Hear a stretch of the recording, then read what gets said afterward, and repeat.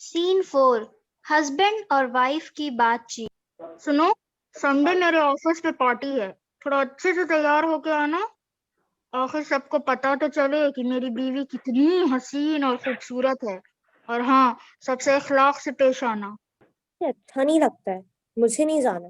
तुम्हारा दिमाग तो खराब नहीं हो गया है? रहो वही गंवार। अम्मा को कहा था कि गंवार से शादी ना कराओ मेरी।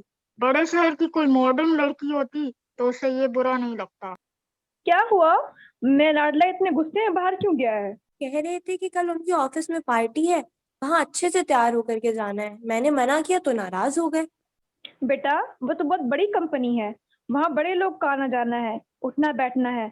उसकी बात मान लो, कहीं गुस्से में कुछ गलत ना बोल दे। मगर अम्मा, ये तो गलत लगता है। अब तुम मुझसे बहस करोगी है ना? करो। मियाँ का पैसा बड़ा अच्छा लगता है और उसकी बात मानने में जान जाती है। हमको बात सुनवाओगी तुम? बोलेगा किस गवार शादी कर दी माँ ने। क्या करूं, अब बात माननी ही पड़ेगी लगता है। After party. क्या बात है बॉस, तुमसे बहुत फ्रैंक हो रहा था। तुम भी बहुत हंस हंस के उनसे बातें कर रही थी।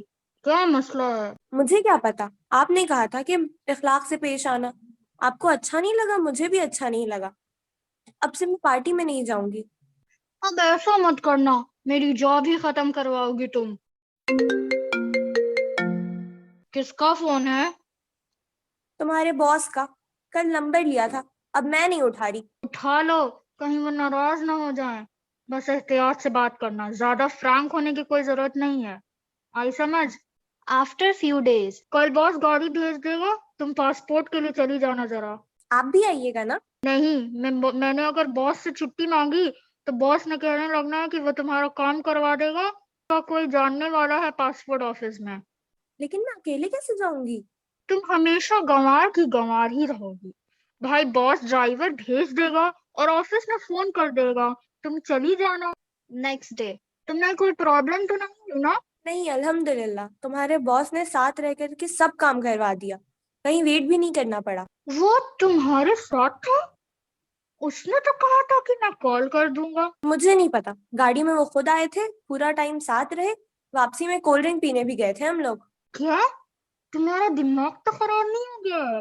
कोल्ड ड्रिंक पीने तुम उसके साथ क्यों गई? मैं क्या करती?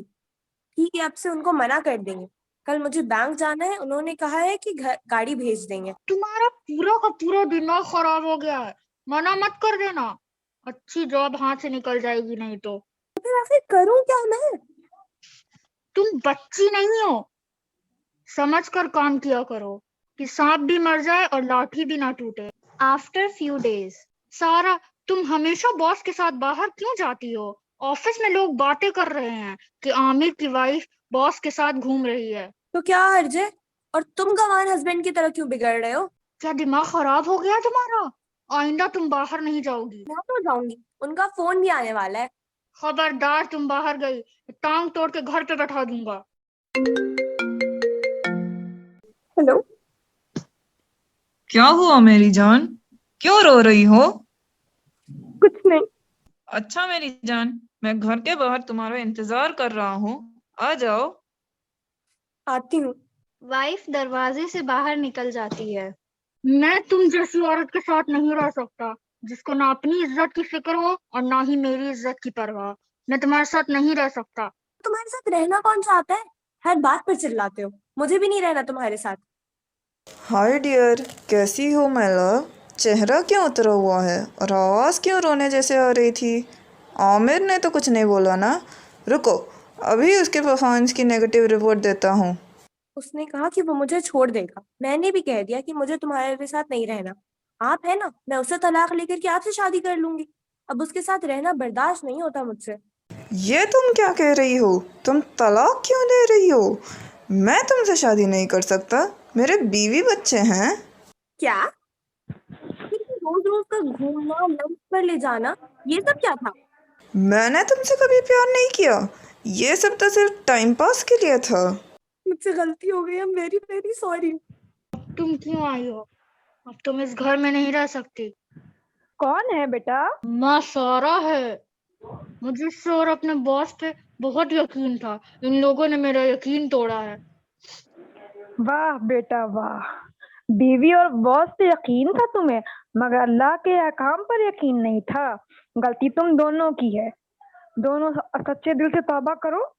आ बेटी मेरी, आजा अंदर आजा। बेटा, गलती मेरी भी थी।